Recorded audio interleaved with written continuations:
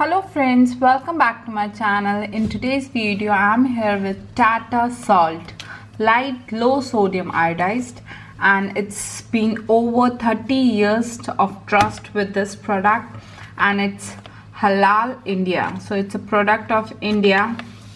15% low sodium, active health management. So this is a product of India, Tata. I remember the song also, Namak ho Tata ka, Tata Namak. So this is the tagline, you could say, I used to hear during my small childhood times.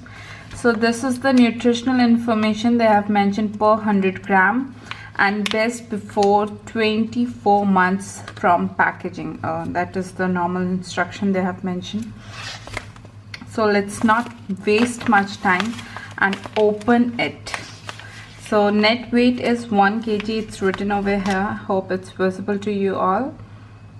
Is it? And over here, it is produced in Gujarat. So this is the Gujarat product, I would say, in India. Let's cut the top of it.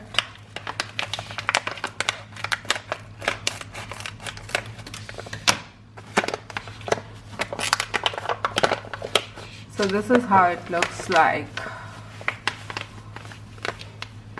So friends, if you like this video, do not forget to subscribe and press that bell icon for more my videos.